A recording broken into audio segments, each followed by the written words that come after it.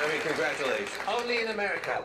Oh, well, you know, it's so much better than a magazine interview, because I realized as I was talking, I could actually stop trying to hopelessly describe it, and actually, you could hear it.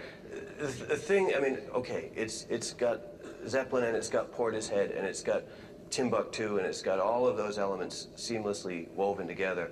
But the other thing is, right at the heart of it is almost, it almost turns into, for 1 minute, what is the soul of a man? It almost goes back to the blues roots of it, and what's always there, what's always present in your work, no matter how many tangents go out, and it always seems to go back to that blues core. And I'd like to talk, well, let me shut up for a moment. Let's talk about that. Let's talk about what got you into it and what keeps you going back to that source. I don't know, I think maybe, and we all in this room have had a moment where music suddenly became the absolute only thing in your imagination and your mind. And for me as a kid, you know, I lived in England, and the whole radio setup, the whole exposure to music was really very muted. The post-war Britain was a very dour and very sort of understated and a place of where there wasn't a lot of dynamism. And as a kid, didn't know what was going on, you know. I was hanging out. I once wrote a song called White, Clean and Neat about hanging onto my mom's skirts and just being in the warmth of my mother's care and attention, but having no idea of what was going on. And then I heard Elvis. And, you know, I was about 9 or something like that, and this voice came across in amongst Pat Boone and Johnny Mathis and all the stuff that was part of the Valium that we still know about today. Elvis came straight through, and he had the Blue Note. He was listening to Sleepy John Estes. He was listening to the guy who did That's All Right, Mama. Thank you, yeah. I get like that now. And he got all this stuff, Mystery Train, Junior Parker's Blue Flames. I didn't know anything about the references. I didn't know anything about what I know now, where it came from, but I heard that voice. And no matter how his image has been maligned and how it ended up, when I met Elvis with Led Zeppelin one evening in LA. Oh, that alone, hold it, let's pause for a minute. Let's just drink that in for a second. Hey, we could do this all around the country, you know. Ed McMahon here. Yeah, well, Elvis wanted to know who was this. He'd adopted a kid when he was in the forces in Germany in 1959, some sort of pen pal extremity thing, whatever it was. And this kid was a bit younger than the king himself, and was into Zeppelin. And we were involved with some people around that time who were booking out Elvis too. And Elvis wanted to know who was this bunch of guys who was selling tickets quicker than him. And so they said, it's Led Zeppelin. And we went to see him 2 or 3 times. And a couple of times he made mistakes. And I remember that night at the Forum, he was doing something like Reconsider Baby or whatever it was, the Lowell Fulson song. Yeah. And he stopped it and he said, wait a minute, we've got Led Zeppelin in here tonight, we've got to get this right. And I went, I mean, so I mopped the tears away, and we got the nod that we were going to meet him afterwards. And we went to the hotel, and they had the entire top floor. No motorbikes or snakes. They just had these trestle tables with a couple of big guys. And they ushered us to a suite down the hall. It was a tacky place. It was great. It was all purples and browns, and, you know. He carried that with him, I believe. Yeah. Well, there's nothing wrong with that. The room was filling up with sort of second-hand Anne Margarets. Yeah. There was a lot of... Well, you know, it has to be said, a second-hand Anne Margaret is nothing still... wrong with that.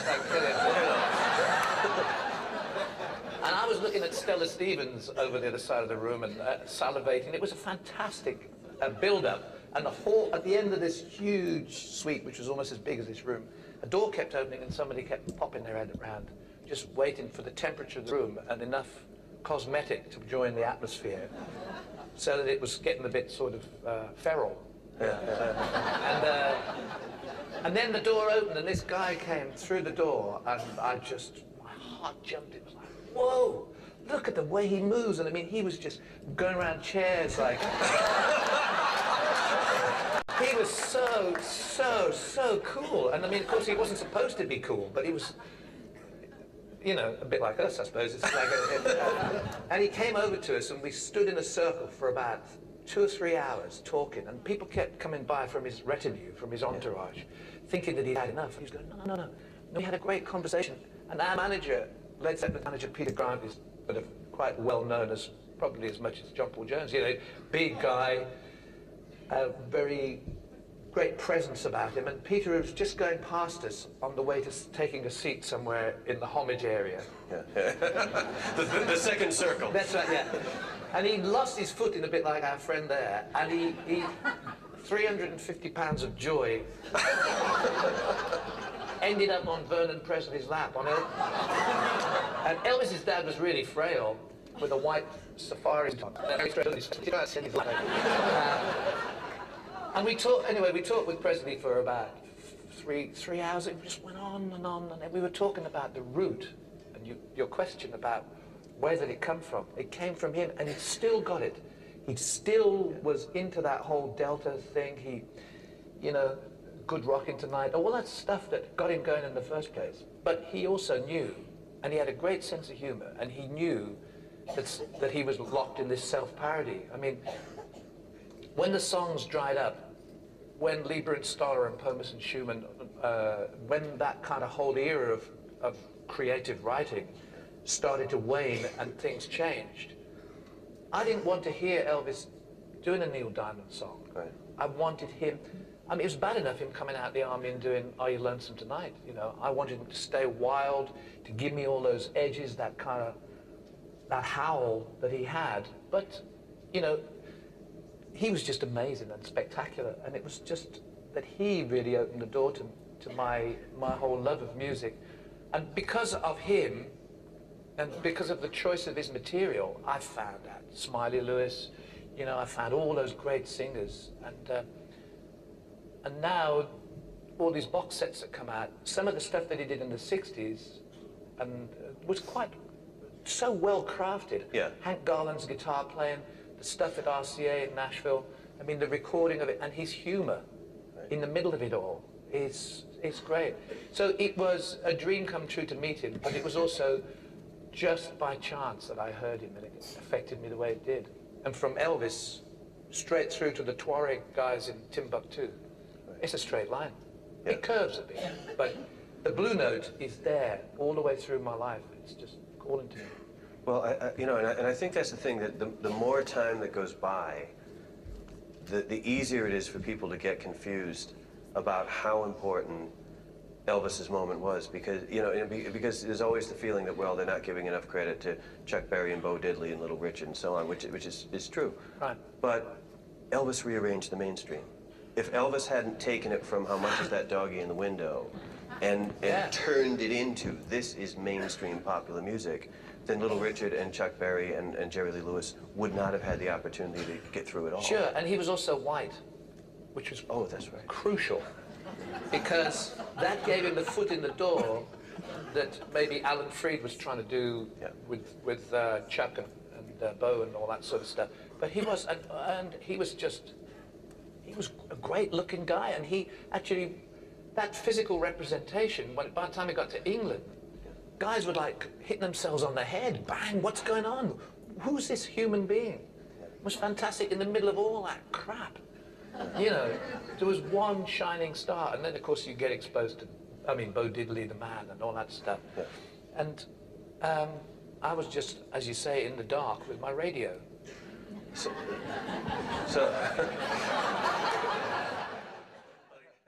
you know, as many times as we've talked on television and had interview situations, I've never asked you about Elvis.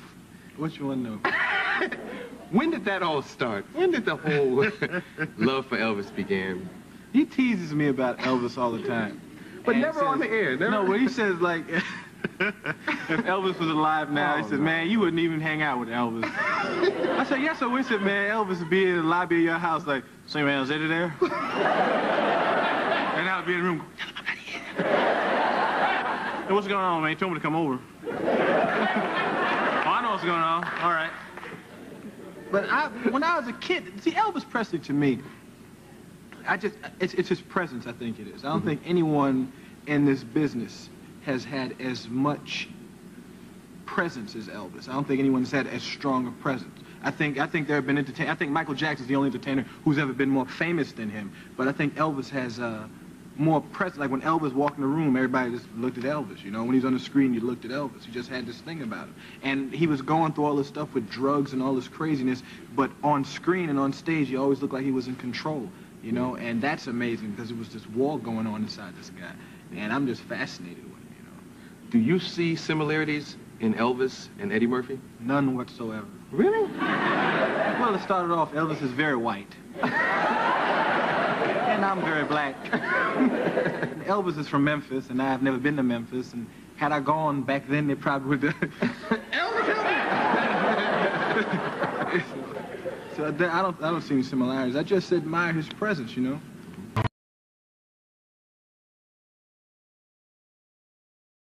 When you think of actors that you've worked with, some of the more surreal experiences, Elvis Presley and King Creole, was that a little bit of a different movie to work on? Well, that was acting for me, you know. I was playing Maxie Fields, the gangster. What was your impressions of Elvis? Well, actually, he was a very modest kid, or at least he behaved that way with me, and very polite. The first thing he said to me was, "Mr. Mathaw," he said, "if you could help me out with this acting, I sure would appreciate it." And I said, "Elvis, I've seen you act. You don't need any help from me." Well, I have one question about your stand-up days when you were in Las Vegas. Is it true that Elvis Presley came and visited you backstage once? Yes. I was opening the show for Anne Margaret, and he knew Anne Margaret, and he came backstage, and he passed by me in the hall, and he looked at me and he said, "Son, you have an oblique sense of humor." What was your reaction to that? I was just, "Thank you, Mr. Presley." Now, Whitney, your mother, quite a singer in her own right. Mm-hmm. Now, she was a member of the Sweet Inspirations Yes. group that backed up Elvis Presley. Now, what memories do you have of that? I remember when I was, I really don't know how old I was at the time, but I remember my mother receiving a phone call from whomever Elvis had employed to call people, whatever, and saying that he wanted the Sweets back to do his comeback show in Vegas. I remember my mother being very enthusiastic about it, but very concerned that she'd have to leave her children for a month. And I remember her, she was so like, you know, well, you know, her whole thing was, you know, Mommy loves you and Mommy wants to stay home, but Mommy's got to go to work to make sure that you have this and make sure that you all are taken care of. So me and Daddy have to go, and we, you know, because my father was my mother's manager. Me and Daddy have to go, and you know, that whole thing. And I just remember how she was leaving, how she really didn't want to leave us, you know, but she had to go. And I remember that month, and I remember all the hoopla about Elvis in Vegas, and I was so proud that my mother was there with him, you know, because it was a very big event. Yeah.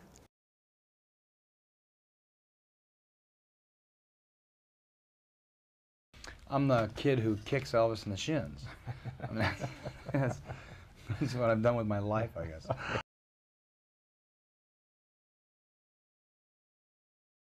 It was really the only reason I had a chance at it was a casting woman named Joyce Selznick who said, I think I've got an idea for this. I think I got an idea of a guy who could play it. And Joyce and I knew each other from having met with each other 5 or 6 times on different projects. I'd never done a show, never been hired by Joyce. And it was basically her idea. And it worked. And it worked, yeah. I know you've always been fascinated with Elvis Presley. If he was still alive and you two were to sit down, I mean, what would you talk about? I don't know. You know, one of the things that's fascinating about Elvis is how he became consumed by fame and how fame destroyed him. That's one of the things that's fascinating. I mean, I have the regular fan thing too, where, you know, I like the Jailhouse Rock number. But what's fascinating about him as I've become older, you know, and it's gotten past, you know, oh, he's cool, Elvis. It's like, wow, everything, you know, and how the people around him just let him destroy himself, and how he was still famous. And then after he's dead, then you hear all of this stuff, you know. It's like, wow, all that was going on when we was thinking he was super cool Elvis, you know. So it's just Elvis is fascinating just because it's like, this is what fame can do to you, you know.